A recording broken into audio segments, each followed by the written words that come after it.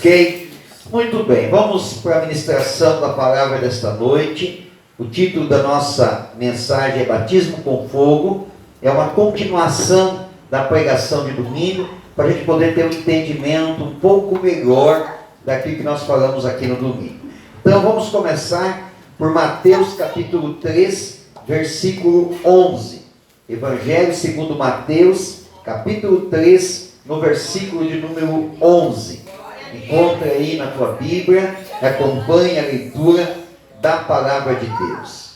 Mateus 3, 11 diz o seguinte: Eu vos batizo com água para arrependimento, mas aquele que vem depois de mim é mais poderoso do que eu, cujas sandálias não sou digno de levar. Ele vos batizará com o Espírito Santo e com fogo. Amém? Glória a Deus. Pode ver que o texto ele é claro. Ele não diz que o batismo com o Espírito Santo é batismo de fogo. Não.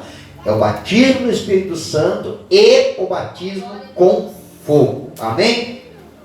Como nós falamos aqui no domingo, existem 3 batismos. E o batismo, ele é mergulho. A tradução da palavra batismo é mergulhar. É a pessoa ser imergida em algo. Então, a palavra serve para as 3. Batismo nas águas, que é a pessoa é imergida dentro da água, né? A pessoa é colocada dentro da água.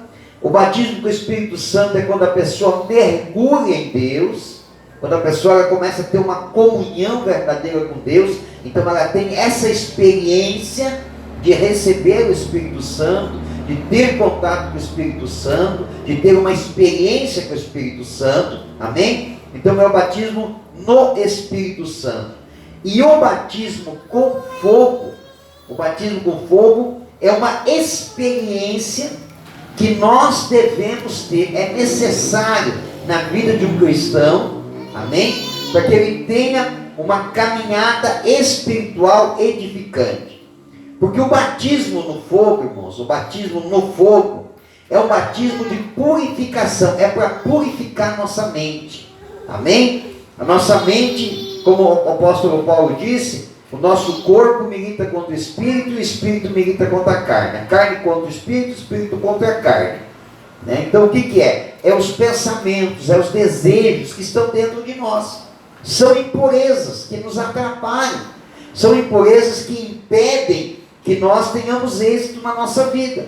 Elas ficam ali ocultas, escondidas, e que muitas vezes estão ali nos atrapalhando de ter uma vida de sucesso em qualquer área da nossa vida.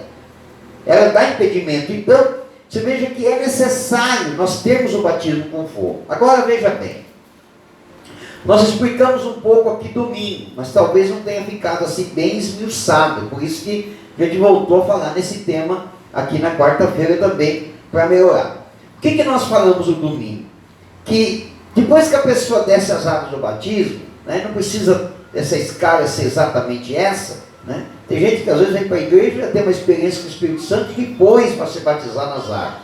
Mas o mais comum é que a pessoa aceita Jesus como Salvador, aceita o batismo, vai lá, desce as águas do batismo para arrependimento, como diz a Bíblia, é uma nova criatura, ela começa a ter uma vida novamente com Deus, e depois ela segue a sua caminhada na igreja, buscando de Deus, e aí tem a experiência com o Espírito Santo.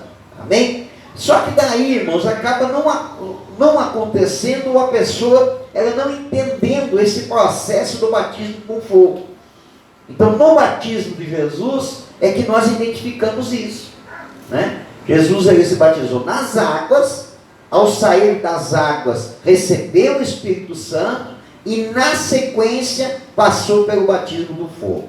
Então nós vamos ler esse texto, Mateus capítulo 4, do versículo 1 até o versículo 11, que vai falar do batismo de Jesus, do batismo com fogo de Jesus, e nós vamos explicar exatamente como isso acontece na nossa vida.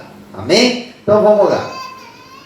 Mateus 4 diz assim: a seguir foi Jesus levado pelo Espírito ao deserto para ser tentado pelo diabo.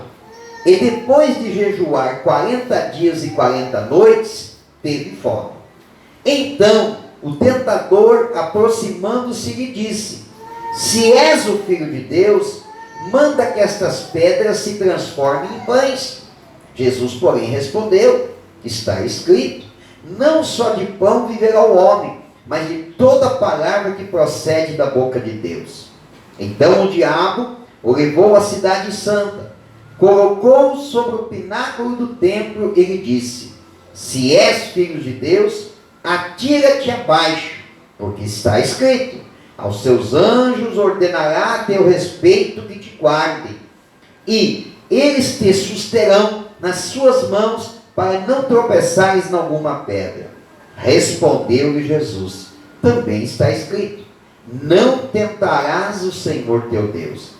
Levou ainda o diabo ao monte muito alto, mostrou-lhe todos os reinos do mundo e a glória deles. Ele disse: tudo isto te darei, se prostrado me adorares. Então Jesus lhe ordenou: retira-te, Satanás, porque está escrito: ao Senhor teu Deus adorarás, e só a Ele darás culto.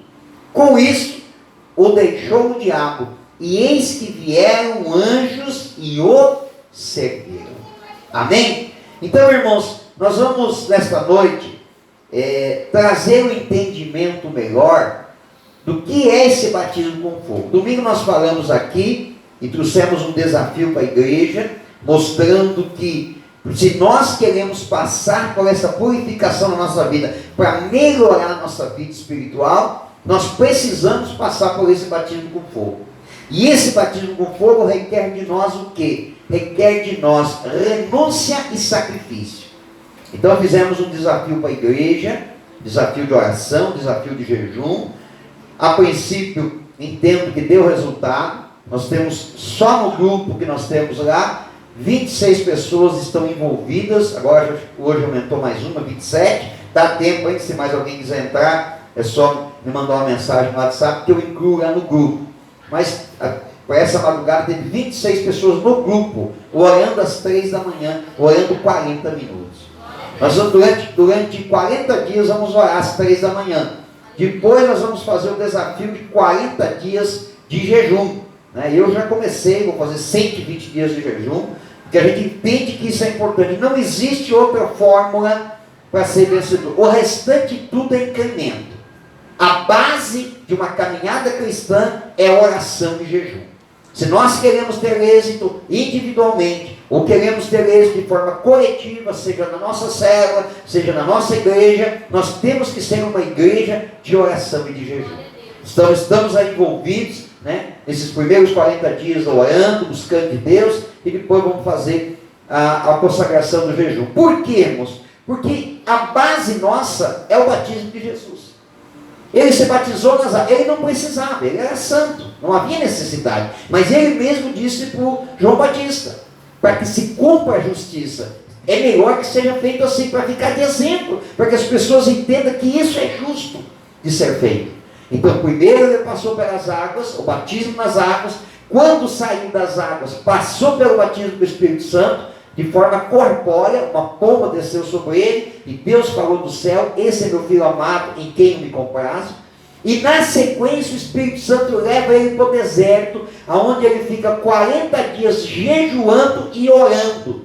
E depois ele vai ser tentado pelo diabo. Muitas vezes, irmãos, nós temos uma concepção errada a respeito de sermos provados por Deus. Nós temos exemplos na Bíblia. O exemplo de Abraão, que Deus provou a Abraão e pediu para ele um filho. Nós temos o exemplo de Jó, que foi provado por Deus e vieram sobre a sua vida grandes dificuldades, entre elas uma enfermidade. Então muitas vezes nós associamos muito as dificuldades com provação. Justificamos as lutas que enfrentamos com provação. Dizemos assim: não, eu acho que Deus está me provando. Quando? Nem sempre, irmãos? Há momentos sim que a gente é provado por Deus em uma luta, é provado por Deus em uma enfermidade. Mas às vezes o problema que nós estamos enfrentando é por conta da falta de uma purificação pessoal. Deu uma relaxada, não está orando mais tanto, deixou de jejuar, deixou que pensamentos impuros dominassem a sua mente e até levasse a pessoa a cometer alguns erros. E por conta disso vieram as consequências, porque é exatamente isso que o diabo está esperando. Está esperando que você erre para poder te atacar. Está esperando que você tenha um deslize para poder te prejudicar. Então nem sempre ser provado por Deus é passar por uma luta. Às vezes a luta é uma consequência de algo que está errado na nossa vida espiritual. Quando na verdade a grande provação que Deus permite na nossa vida para purificar a nossa vida é através da tentação. Jesus ele foi provado de que maneira? Na tentação. Ele foi tentado em 3 áreas da sua vida, que eu quero mencionar com os irmãos, e vocês vão identificar que é exatamente isso que nós passamos no nosso dia a dia, na nossa caminhada de fé. É exatamente nessas 3 áreas, e se estiver acontecendo com você algo, ou já aconteceu, ou se no futuro acontecer, de você ser tentado em uma dessas 3 áreas, saiba que você está passando por um processo para purificar alguma área da tua vida. É o batismo com fogo. Então é por isso que o cristão ele não pode relaxar em oração e jejum. Ele tem que estar constantemente uma vida consagrada a Deus. Então vamos lá. As 3 áreas em que Jesus foi tentado. Primeira área. Tem gente que diz que foi na fome, né? Porque Jesus estava jejuando e o diabo chegou e disse: você é o filho de Deus, transforma essas pedras em pães. Na verdade não. O diabo tentou ele para fazer o quê? Fazer ele quebrar um voto. Porque Jesus havia feito um propósito de jejuar os 40 dias e não havia terminado. Não é o momento da alimentação. A alimentação veio depois. A Bíblia diz que os anjos vieram para servir. E a Bíblia deixa bem claro que ele estava assim com fome. O diabo se aproveitou disso. Mas qual é a intenção do diabo? A primeira coisa que o diabo tenta fazer com Jesus, e ele tenta fazer com nós também, é induzir ele a quebrar o foco, a quebrar o propósito. E esta é uma área, irmãos, que nós somos muitas vezes tentados por Deus, tentados pelo diabo. Deus permite, mas é o diabo que nos tenta. Tenta para ver se você cede e quebra o voto que você tem com Deus. Olha só o que a Bíblia diz lá em Eclesiastes 5, versículo 4 e 5. Quando a Deus fizeres algum voto, não tardes em cumpri-lo, porque não se agrada de todos. Cumpre o voto que fazes. Melhor é que não votes do que votes e não cumpra.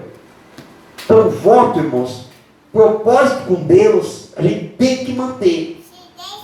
Eu já contei aqui a minha experiência, lá atrás, no início da minha conversão, um propósito simples que eu fiz com Deus, mas que eu não levei a cabo. Eu fiz uma oração dentro do ônibus e falei: olha, eu vou chegar em casa, vou falar para minha esposa, se ela não concordar com esse emprego, com essa porta que abriu na minha vida, eu não vou pegar esse trabalho. Se ela disser é bênção, eu vou pegar porque é bênção, mas se ela disser que não é bênção, eu não vou pegar. Cheguei em casa, contei para ela, ela disse: não pega esse emprego, que esse emprego não é de Deus. Eu desobedeci, eu quebrei o meu voto. Qual foi a consequência, irmãos? Não foi só um período de dificuldade, foi mais de 1 ano e meio de dificuldade. Não foi só os 6 meses que eu trabalhei lá. Os 6 meses foram infernais na minha vida. Mas depois, durante mais 1 ano, foi 1 ano de batalha e de luta para consertar a besteira que eu tinha feito. Então o que o diabo faz? O diabo queria que Jesus quebrasse o voto. Chegou para ele e disse assim: mas tu não é filho de Deus, não é tu que tem poder, não é tu que vai começar um ministério forte, transforma os pães, as pedras em pães. Se Jesus cede a essa tentação do diabo, ele quebra o seu propósito. Então a gente tem que ser cauteloso nos propósitos que nós vamos fazer, em todas as áreas, irmãos. Em todas as áreas. Propósito de jejum, propósito de oferta, propósito de projeto de vida, propósito de ser dizimista, propósito de trabalhar na obra de Deus. O que eu vejo de gente arrebentada com a vida destruída, porque um dia, talvez na emoção, na empolgação, fez um propósito. Não, Senhor, eu a partir de hoje quero servir a Ti, quero trabalhar na Tua obra, eu quero me dedicar, mas não cumpre o propósito. A primeira dificuldade, larga tudo, abandona tudo, como se as coisas de Deus fossem insignificantes. Não, irmãos, as coisas de Deus são sérias. As coisas de Deus são sérias e precisam ser tratadas com seriedade. Então, a primeira tentação, todos nós somos tentados em algum momento, irmãos, a quebrar o propósito. Todos nós. Fez um propósito de jejum, pensa bem antes de fazer. Medita bem antes de fazer. Porque se fizer, leve a cabo. Eu sou determinado nesse sentido, irmãos. Eu não retrocedo. Eu fico firme. E olha que às vezes a gente é tentado nessa questão de quebrar voto. É voto de oração na madrugada. É voto de oração, não interessa. Pode ser meio tonto ali de sono, mas vamos cumprir o voto. Não vamos quebrar o voto. Voto financeiro. Eu tomo cuidado em fazer voto financeiro. Porque se eu fizer, eu vou cumprir. Eu vou cumprir. Se eu não cumprir, eu sei que vai ter consequências na minha vida. Então, eu tomo cuidado na hora de fazer. Se eu for inspirado por Deus em fazer, eu faço. E corro atrás. E me viro para cumprir o voto. Porque eu sei que é algo sério. Então, em algum momento nós somos tentados. A segunda área da nossa vida que o diabo vai tentar. Tentou Jesus e vai tentar também. Foi quando ele levou Jesus num alto monte e disse assim: se tu és o Filho de Deus, pula daqui, desse morro, dessa montanha. Porque a Bíblia diz que aos seus anjos dará ordem a teu respeito para te proteger. Que você nem tropeçar numa pedra não vai tropeçar. Deus fará isso. E o que Jesus faz? Diz assim: não tentarás o Senhor teu Deus. Por quê? O que o diabo estava fazendo? Tentando Jesus a ser imprudente em nome da fé. Ser imprudente em nome da fé. Não, eu tenho fé para isso, eu vou pular e eu sei que Deus vai mandar os anjos. Mas para aí, havia um propósito para fazer isso? Tem gente que se baseia muito na passagem de Pedro. Ah, mas Pedro andou sobre as águas. Uma vez uma pessoa, um ímpio, me questionou. Falou para mim assim: o senhor tem fé para andar sobre as águas? E eu respondi: mas no ato, no seco. Se Jesus mandar, eu tenho. Ah, mas não é só ter fé? Eu falei: não, leia o texto que você vai ver. Pedro só andou sobre as águas porque Jesus disse assim: vem.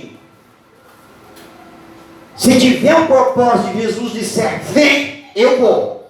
Mas se Jesus não disser vem, irmãos, eu não vou, porque eu não posso ser imprudente com relação à fé. Eu já vi muita gente dizer assim: pastor, eu comprei tal coisa. Não tinha condição de comprar, mas comprei pela fé. Mentira, não comprou pela fé. Comprou pela imprudência. É quase certo que não vai conseguir pagar. Não tentarás o Senhor teu Deus. Eu já vi gente dizer assim: pastor, eu vou parar de tomar um remédio pela fé. Se Deus não mandou, irmão, não pare. Eu tomei remédio para pressão há 11 anos.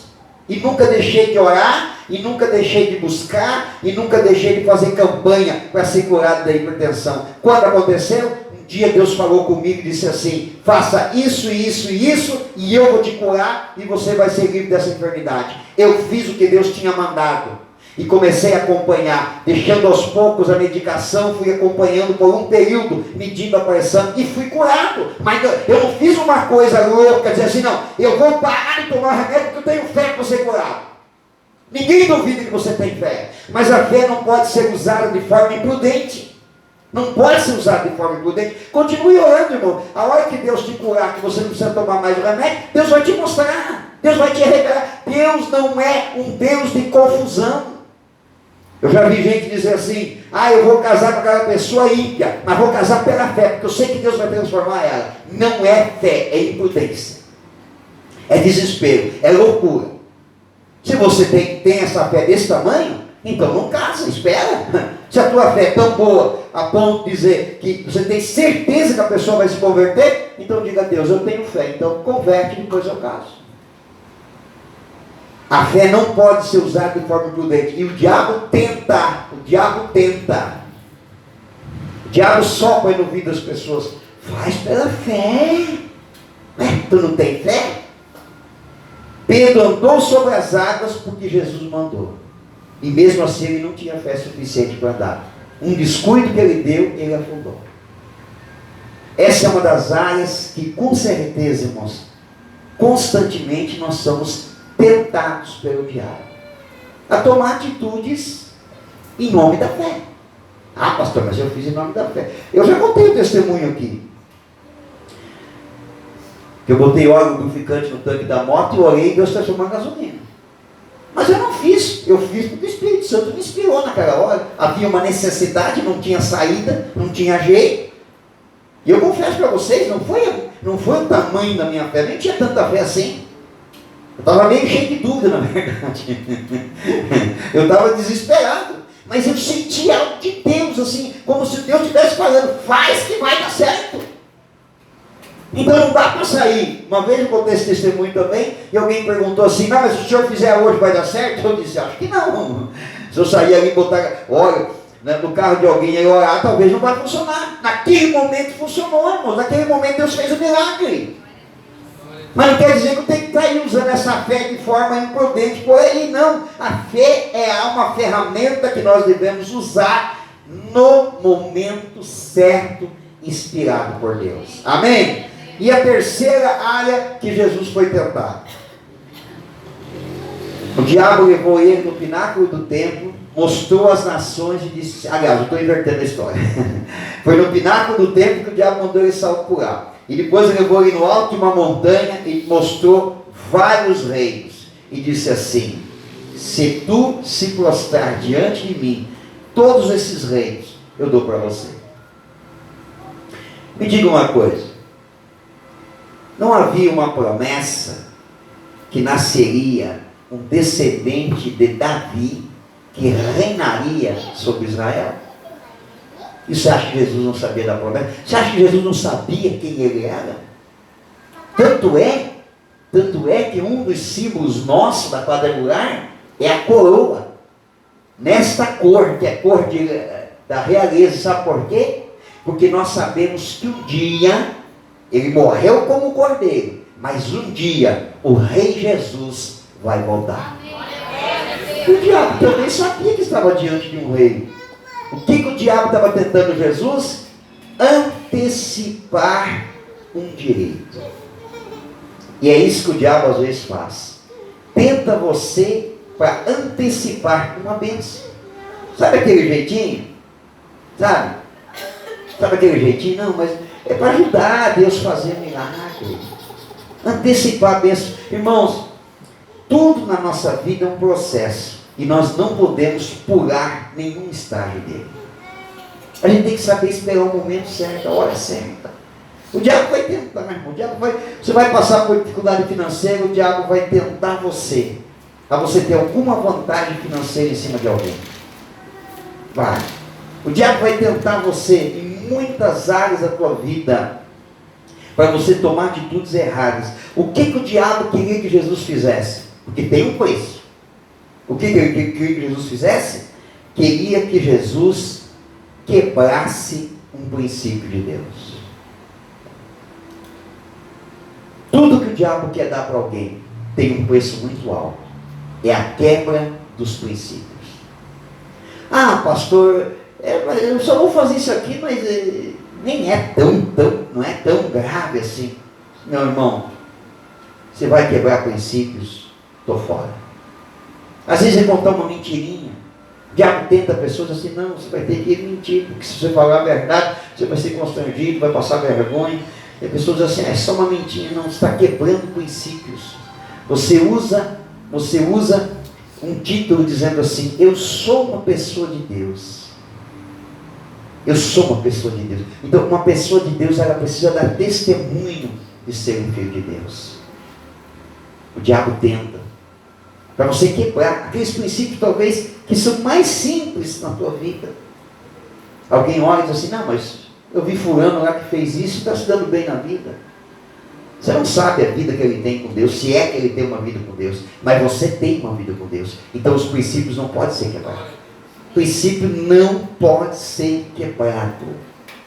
Princípio é princípio. Princípio tem que ser cumprido sempre. Aquilo que a Bíblia diz, irmãos, tem que ser cumprido. Nós não temos saída.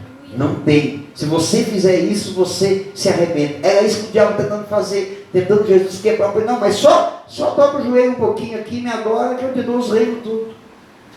Jesus disse assim, ó, está escrito, somente ao Senhor nós prestaremos culto e somente a Ele nós vamos adorar.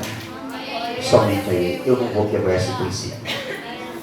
Se o diabo te tentar em uma dessas áreas, se você passar por uma tentação, você vai identificar, uma dessas 3 áreas vai acontecer na tua vida. Quebra de um voto, ser imprudente em nome da fé, ou tentar antecipar uma bênção quebrando o princípio. Não fique triste se isso acontecer.